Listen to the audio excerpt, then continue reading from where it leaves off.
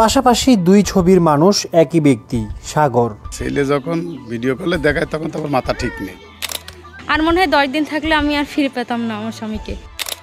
দালাল চক্রের বন্দি দশায় অনাহারে আর নির্যাতনের ক্ষতবিক্ষত সাগর।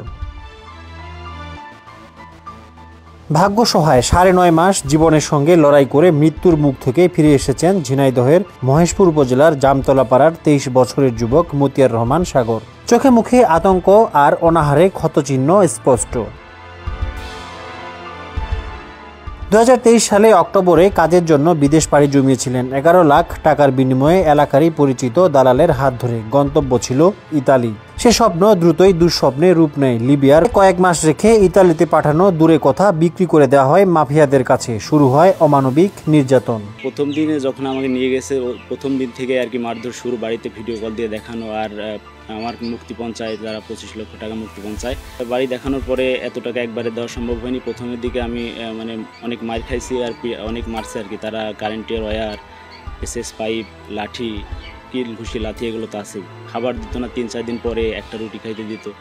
এই অবস্থায় থাকতে থাকতে মনে করেন যে অনেক কষ্টে শরীরের সর্বোচ্চ শক্তিও শেষ হয়ে গেছিল।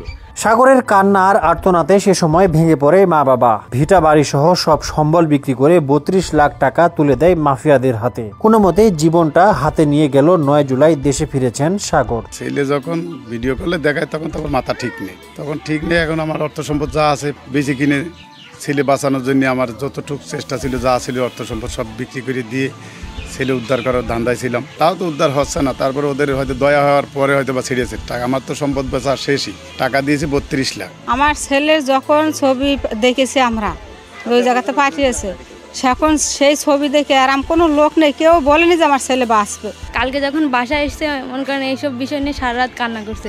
ওর অবস্থা তো দেখার মতো ছিল না। আমি তো আশা ছেড়ে দিছি, মনে করছি আমার স্বামী আর ফিরে আসবে না। চক্রের মূল হোতা একই থানার বাউলি গ্রামের মোজাম সহ বাকি সদস্য রবিজুল আশরাফুলকে আসামি করে মহেশপুর থানায় মামলা করেছেন সাগরের বাবা ঈসা নবী। অভিযুক্ত মোজামকে তার গ্রামের বাড়িতে গিয়েও পাওয়া যায়নি। সাগর দেশে আসার খবর পেয়ে আত্মগোপনে মোজাম। এ বিষয়ে তার পরিবারের কেউ কথা বলতে রাজি হয়নি। তবে প্রতিবেশী ও স্থানীয় ইউপি মেম্বার তুলে ধরেন মোজামের কুকীর্তি। রবিজুল আর হলো মোজাম, এই দুইটা দালালের এদের সাথে আরও অনেকেই জড়িত আছে। এই দালালগুলো যেন সামনের দিকে কোনো ছেলেকে আর এই ভুক্তভোগী না করে, মাফিয়াদের কাছে না বেচতে পারে। দালালের প্রলোভনে পড়ে যাতে বিদেশ যায় এরকম সর্বহারা না হয়, যাতে সরকারিভাবে বিদেশ যায়, যারা ভালো এজেন্ট আছে তাদের মাধ্যম দিয়ে যেন বিদেশ যায়, যাওয়ার পরে তারা বেতন পাবে, সংসার ভালোভাবে চলবে। আর যারা যেন এইসব দালালের চক্রই পড়ে যেন বিদেশ যায় এরকম সর্বহারা না হয়। কৃষক পরিবারের শেষ সম্বল হারালেও ফিরে পেয়েছেন প্রাণের টুকরো ছেলেকে। তাদের প্রত্যাশা আর কোনো পরিবারকে যেন এমন দুঃস্বপ্নের মুখোমুখি না হয়। শাহরিয়ার রহমান রকির পাঠানো তথ্য ও চিত্রে ডেস্ক রিপোর্ট সমকাল।